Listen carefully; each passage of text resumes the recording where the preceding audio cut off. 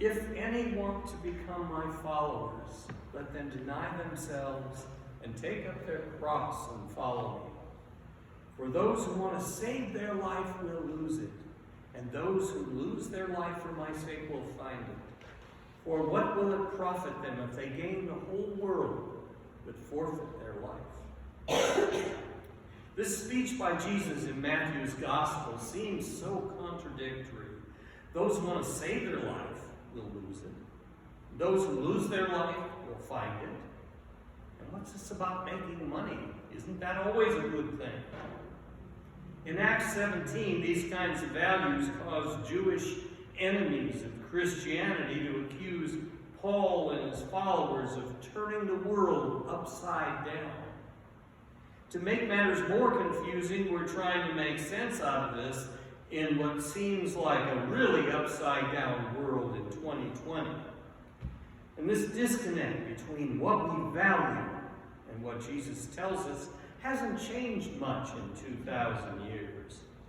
What modern-day Americans think is important is just not what Jesus had in mind.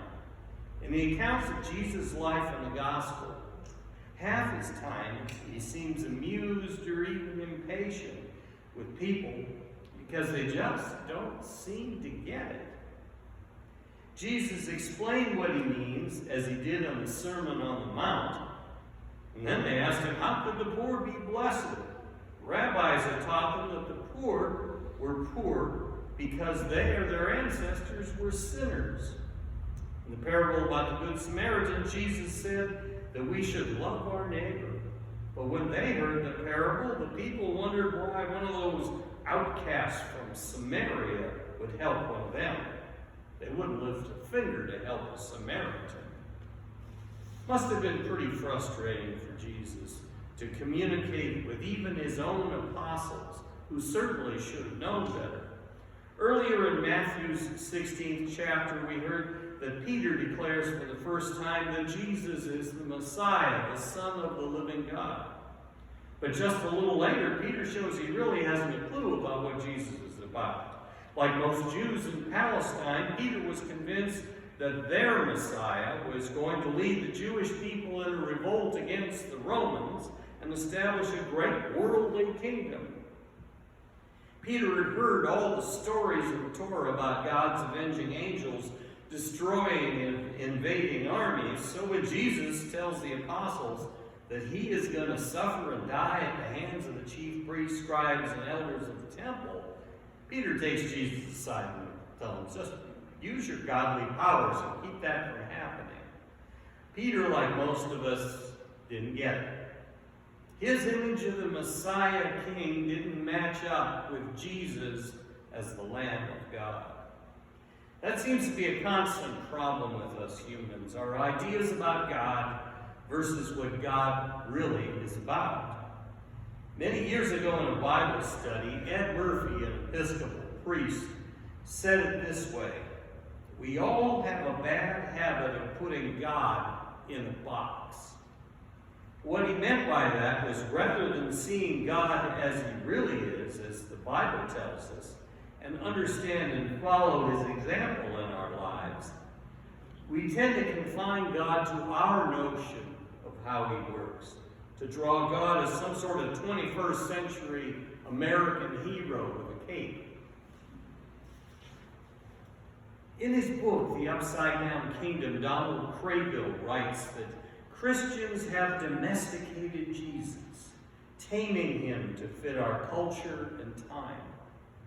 And today, when some people don't get what they want out of life, or when something bad happens and things get upside down, they blame God for not stepping in and fixing things, as if he was a smiling sitcom father from TV who swoops in and makes the bad things go away, makes everything okay. Why didn't God help me last week when I prayed and asked him for help, we might ask? Well, what we don't realize is that maybe God's answer to our prayer was no, or not now. Like many loving parents, there are times when we say no to our children, and they often don't understand that it's for their own good. We see the big picture, but they don't. Same with God. Like that old Garth Brooks song says, one of God's greatest gifts is unanswered prayers. Like Peter, we put God in a box and limit him to our notions about how things should be. Over the centuries since Jesus' time, many wise disciples have urged us to follow him by imitating his example. Back in the first century, the Apostle Paul understood it and wrote about turning life in our human culture upside down. Paul knew that the way, the truth, and the life goes against every self-centered, greedy, revengeful human instinct. That's why in today's epistle to the Romans, Paul lists some of the things that they weren't doing in pagan Rome that Christians should do. He wrote, "Contribute to the needs of the saints. Extend hospitality to strangers. Bless those who persecute you. Live in harmony with one another. Do not be haughty, but associate with the lowly. Do not repay anyone evil for evil. Never revenge yourselves." Essentially, let God handle the vengeance part.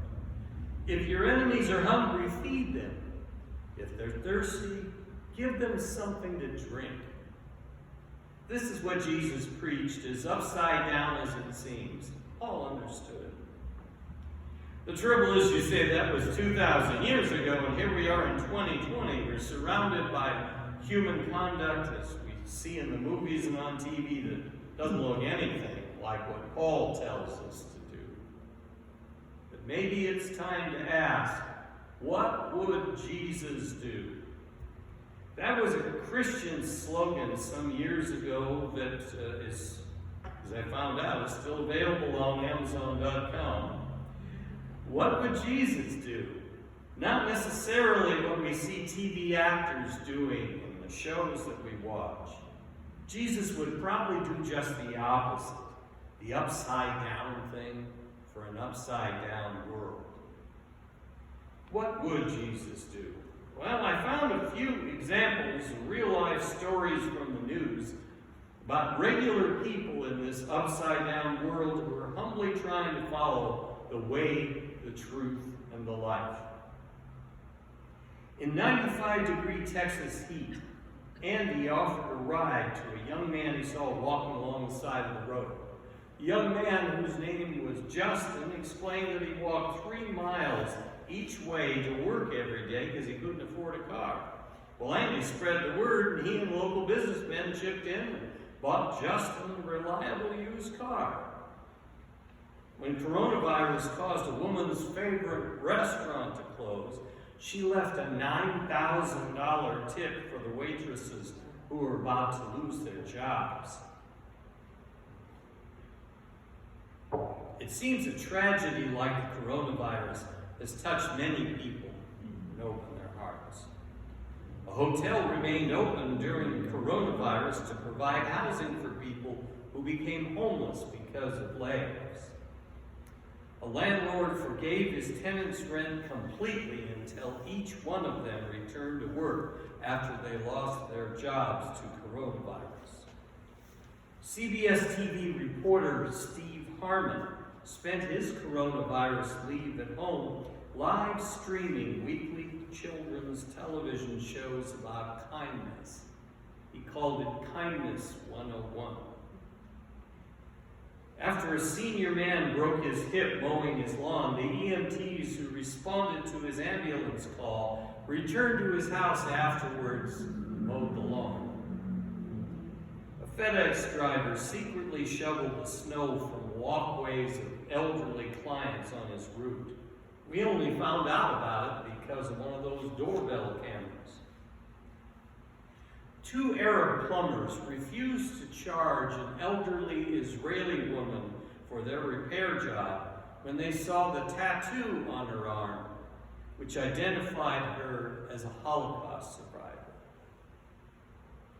A woman named Shatara Sims, an African-American living in Kansas City, raising a 12-year-old daughter, had been down on her luck for a long time. A few years ago, her elder daughter was murdered. Now she's unemployed because of a coronavirus job furlough.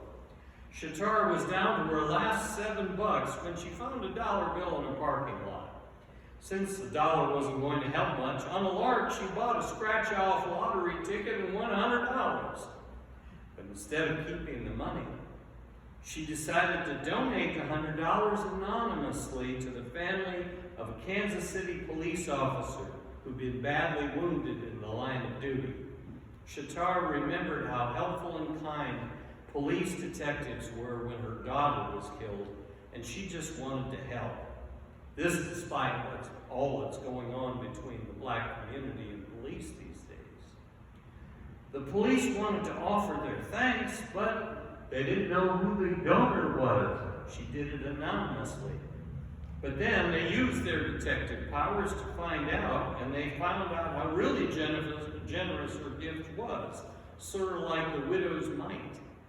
So the police started a GoFundMe page for her, and so far have raised over $150,000 for her family.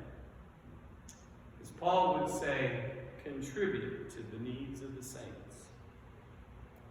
Well, Shatara's God wasn't tied up in a box. Neither was those police officers' God, nor Andy's, nor Steve's. Jesus was walking out there among them to show his narrow, upside-down way, hoping we spread his love among strangers. And amazing things that seem impossible can happen when you and I deny ourselves and our worldly wants and follow Jesus' example and walk in his ways, even when that path seems so narrow, so hard to follow. In his classic book, The Cost of Discipleship, Dietrich Bonhoeffer wrote, "To deny oneself is to be aware only of Christ and no more of self. To see only him who goes before, and no more the road which is too hard for us. He leads the way.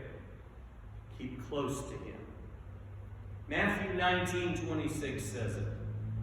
For God, all things are possible. We can do this, even when the world seems upside down.